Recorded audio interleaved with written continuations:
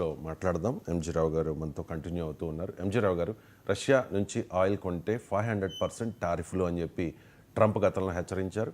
ఇప్పుడు రీసెంట్గా NATO హెచ్చరిస్తోంది, Russia నుంచి ఆయిల్ కొంటే 100% టారిఫ్లు వేస్తాము అని చెప్పి. ఎక్కడ భారత్ భయపడ్డట్టుగా కనిపించట్లేదు. ఏంటి భారత్ వ్యూహం ఏంటి? అండ్ ట్రంప్, యూరోపియన్ యూనియన్ తగ్గుతాయా భారత్ వ్యూహానికి? ఎస్ అండి, నిన్న మినిస్టర్ ఆఫ్ ఎక్స్టర్నల్ అఫైర్స్ ప్రతినిధి మీడియాతో మాట్లాడుతూ ఒక్క విషయాన్ని చాలా సుస్పష్టంగా ప్రకటించారు. జయశంకర్ గారు కూడా చాలా సుస్పష్టంగా ప్రకటించడం జరిగింది. అంతే భారత ప్రభుత్వం ఇటు నాటో దేశాలు అంటే యూరోపియన్ దేశాలు 100% మీ మీద టారిఫ్లు విధిస్తాం రష్యా ఆయిల్ కొంటే, రష్యాతో బిజినెస్ చేస్తే అని వాళ్ళు ఇచ్చిన వార్నింగ్కి ట్రంప్ ఒక లిండ్సే గ్రాహం అనే ఒక బిల్లుని ప్రవేశపెడుతున్నారు సెనెట్లో. దానికి ట్రంప్ ఫుల్ సపోర్ట్ ఉంది. దాని ప్రకారం ఏంటంటే ఈ బిల్లు కూడా ఆమోదం పొందే అవకాశాలు అక్కడ ఉంది. ఏది రష్యన్ బిజినెస్ ఎవరు చేసినా వాళ్ళకి sanctions, Russia sanctions act RSA అనే ఒక యాక్ట్ అమెరికా పార్లమెంట్లో వస్తుంది. లిండ్సే గ్రాహం ప్రవేశపెట్టడం వల్ల దీనికి ట్రంప్ సపోర్ట్ ఉంది. ఇప్పుడు వాళ్ళు 500% టారిఫ్స్ అంటున్నారు. అదేవిధంగా బ్రిక్స్ దేశాల మీద 10% టారిఫ్ అంటున్నారు. ఈ టారిఫ్లు వేస్తే చాలా ప్రమాదం. ఇండియన్ ప్రొడక్ట్స్ అసలు యూరోపియన్ యూనియన్తో అటు అమెరికాతో అమ్ముకునే అవకాశాలు కూడా మనకు ఉండవు అనమాట. కానీ ఇండియా ఏం ప్రతిస్పందించిందంటే నేను చాలా చక్కని వర్డ్ ఉపయోగించిందండి. ఆ వర్డ్ గమనిస్తే అది ఏముంటుందంటే we have the over riding interest compare to tariffs అంది. అంటే మా నేషనల్లో అంటే మాకు ఎనర్జీ మార్కెట్లో ఎక్కడ చౌకుంటుందో అక్కడ కొంటాం. అంటే రష్యా నుంచే మేము ఆయిల్ కొంటాం, నీకు చేతనైంది చేసుకోండి అన్నట్టు క్లియర్గా చెప్పేసిందండి ఇండియా.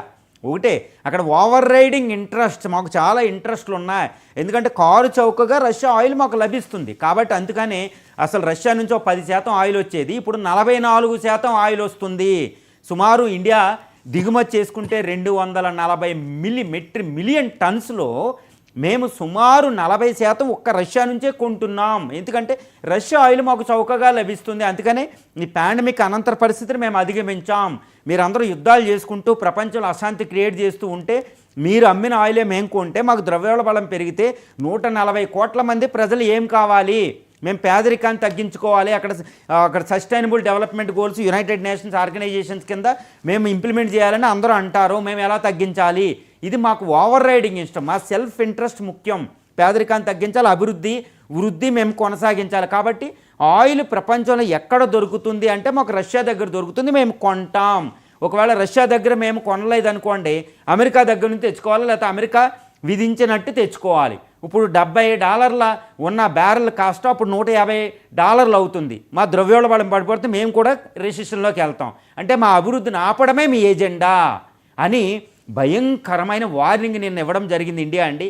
దాన్ని ఏమందంటే ఆ పదం డబుల్ స్టాండర్డ్స్. మీరు ద్వంద్వ నీతిని ఉపయోగిస్తున్నారు. ఎందుకు అంటే చాలా సుస్పష్టంగా ఇండియా ప్రకటించిందండి. యూరోపియన్ కూడా ఇప్పుడు రష్యా అమ్మే ఆయిల్లో 50% చైనా కొంటే 38% ఇండియా కొంటుంది. గుర్తుపెట్టుకోవాలి. మిగిలిందే 10 to 5% ఎవరు కొంటున్నారు? యూరోపియన్ కంట్రీస్ మీరే కొంటున్నారు.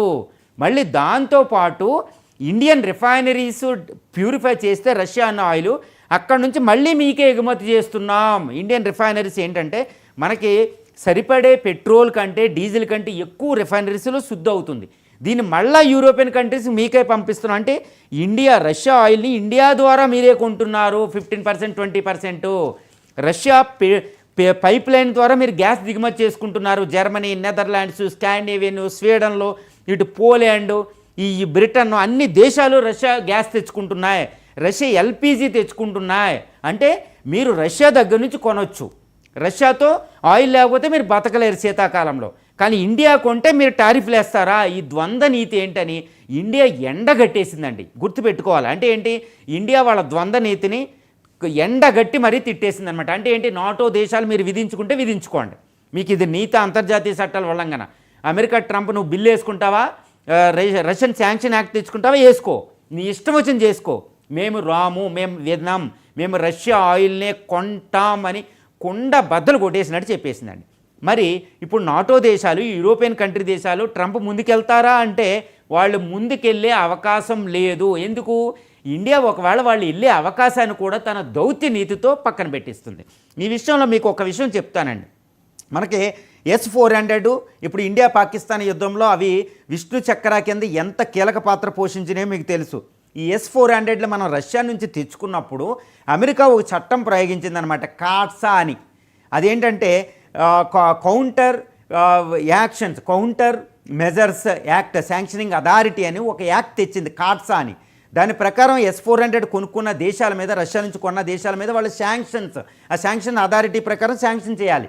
కానీ ఇండియా నువ్వు వేసుకుంటే వేసుకొని మనం S-400 తెచ్చుకున్నాం. అప్పుడు జో బిడెన్ గవర్నమెంట్ మనకు కెలకలే. కానీ నాటో సభ్యదేశమైన టర్కీ మీద వాళ్ళు ఆంక్షలు వేశారు. అది ఇండియా దౌత్యం. ఇప్పుడు అదే సూత్రాన్ని మోడీ ప్రభుత్వం కూడా ప్రయోగించబోతుంది. ఏ విధంగా అంటే వాళ్ళు ఒకవేళ యాక్షన్ వెళ్తే మనము వ్యూహం ఏంటి, ఇప్పుడు మోడీ రష్యా చైనా పర్యటనకి వెళ్తున్నారు. అక్కడ ఏం చేస్తారు, షాంఘై కోఆపరేషన్ ఆర్గనైజేషన్ కంట్రీస్తో మీట్ అవుతున్నారు. అక్కడేంటి రిక్, ఇది రష్యా, ఇండియా, చైనా, లేదా రష్యా, చైనా, ఇండియా, ఈ కూటమి ఒకటి ఫామ్ అవుతుంది. దీని ప్రకారం ఏంటి, చైనాతో ట్రేడ్ చేసుకుంటాం, రష్యాతో ట్రేడ్ చేసుకుంటాం, రష్యా నుంచి ఆయిల్ కొనుక్కు తీసుకుంటున్నాం, ఇంకా ఎక్కువ చేస్తాం. రష్యా నుంచి అవసరమైతే చైనా దాకా పైప్ లైన్ వచ్చింది, ఈ ఇరాన్ ద్వారా ఇంకో పైప్ లైన్ మనం తెచ్చుకుంటున్నాం. ఇదంతా గ్వడార్ పోర్ట్ నుంచి ఇటు వస్తుంది. సో నువ్వు వేసుకున్నా మేము ఆయిలే కొంటాం. ఎందుకంటే ఇక్కడ ఒక విషయాన్ని గమనించాలండి, ఓవర్ రైడింగ్ ఇంట్రెస్ట్ అనే పదం చూస్తే వాళ్ళు ఆంక్షలు విధించినా మనం రష్యా ఆయిల్ చీప్ వల్ల మనం ఎక్కువ బాగుపడతాం, ఎక్కువ లాభాలు ఉన్నాయి. ఆ విధంగా ఇక్కడ ఒక గుణపాఠం కూడా ఇండియా కూడా నిన్న చెప్పింది అనమాట, చాలా విషయాల సందర్భాల్లో చెప్పింది. అదేంటి, అంతకుముందు ట్రంప్ ప్రభుత్వం నువ్వు ఇరాన్ నుంచి ఆయిల్ తెచ్చుకోవద్దు అంటే మనం మానేసామండి, ఇరాన్ నుంచి ఆయిల్ ఆపేసాం. ఇరాన్ నుంచి ఆయిల్ ఇప్పటికీ తెచ్చుకుంటలేదు ఎక్కువగా, ఎందుకంటే అమెరికా అక్కడ ఆంక్షలు విధిస్తే మనం గౌరవించాం. దానివల్ల ఎవరు నష్టపోయాం, మనమే నష్టపోయాం. అందువల్ల ఇరాన్ మానేసి ఇంకా వేరే దేశాల నుంచి మనం ఆయిల్ తెచ్చుకున్నామండి. దానివల్ల మన బ్యారెల్ పెరిగి ద్రవ్యోల్బణం పెరిగింది, కాస్త వృద్ధి ఆగిపోయింది ఆ టైంలో. ఇప్పుడు రష్యా నుంచి ఆపేస్తే పెట్రోల్ రేట్లు 200 దాకా వెళ్తే మన ద్రవ్యోల్బణం పెరిగితే వాళ్ళ ఆంక్షలు అసలు జీరో లాగా తెచ్చినా మనం అక్కడ ఎగుమతి చేయాలి కదా, ముందు ఇక్కడ ద్రవ్యోల్బణం. కాబట్టి మనం రష్యా ఆయిల్ కొనడమే ఎక్కువ బెనిఫిట్. కానీ వాళ్ళు ఆంక్షలు విధిస్తే మనం కౌంటర్ చేస్తున్నాం, దౌత్య నీతిని ఉపయోగిస్తున్నాం. కాబట్టి ఎట్టి పరిస్థితులు ఇప్పుడు ట్రంప్ ఇండియా వస్తున్నారు నెక్స్ట్ మంత్లో. కాబట్టి మనం ఈ రిక్ని కూటమిని చేస్తాం, బ్రిక్స్ కరెన్సీ తెస్తాం, బ్రిక్స్ కరెన్సీ అనే బ్రహ్మాస్త్రాన్ని వదులుతాం. డాలర్ పతనం, యూరో పతనం, అమెరికా యొక్క పతనం, పశ్చిమ దేశాల పతనాన్ని శాసిస్తుంది ఇండియా. కాబట్టి ఇండియా ఇటు చైనా రష్యాల మధ్యలో, ఇటు యూరోపియన్ నాటో దేశాల అమెరికాల మధ్యలో ఒక బ్యాలెన్సింగ్, చాలా ఫైనెస్ట్ బ్యాలెన్సింగ్ రోల్ ఉందండి. మన ఇండియా అమెరికా వైపు వెళ్తే వాళ్ళు పైకి వెళ్తారు, మన ఇండియా రష్యా చైనా వైపు వెళ్తే వీళ్ళు పైకి వెళ్తారు. కాబట్టి మన దౌత్య అంటే there is an diplomatic space ఉంది, అది గుర్తుపెట్టుకోవాలి. రెండో విషయం ఏంటంటే ఇండియా ఆయిల్ని 40 దేశాల నుంచి తెచ్చుకుంటుంది. Diversification of the sources of the oil అంటారు. ఏ దేశం మీద మనం డిపెండ్ అయ్యలేము, ఆయిల్ ఎక్కడ పడితే అక్కడ కొంటాం. ఇంక్లూడ్ అమెరికా దగ్గర కూడా కొంటున్నాం, గల్ఫ్ దేశాలు కొంటున్నాం, వెనిజులా నుంచి కొంటున్నాం, పశ్చిమ ఆఫ్రికా దేశాల నుంచి కొంటున్నాం, ఆస్ట్రేలియా నుంచి కొంటున్నాం. కాబట్టి ఆయిల్ అంతా 40 దేశాల నుంచి కొంటున్నాం, ఎక్కడ మనం ఆధారపడలేం, చాలా జాగ్రత్తగా చేస్తుంది. సో ఈ విషయంలో ట్రంప్ యూరోపియన్ కంట్రీలు వార్నింగ్ వరకే, పేపర్ల వరకే, మీడియాతో మాట్లాడడం వరకే, ఎట్టి పరిస్థితుల్లో ప్రస్తుతం ఉన్న the power, it is the future power, A potential super power. ఈ వృద్ధి, ఈ అభివృద్ధి మీద ఈ దౌత్యం మోడీ ఉపయోగించే భారత దౌత్యనీతి ముందు యూరోపియన్ దౌత్యం, ట్రంప్ దౌత్యం కుదరదు, వాళ్ళ బెదిరింపులు కుదరవు.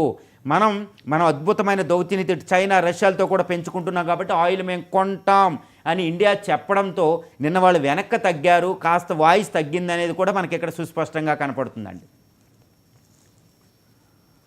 ఎంజీ రావు గారు.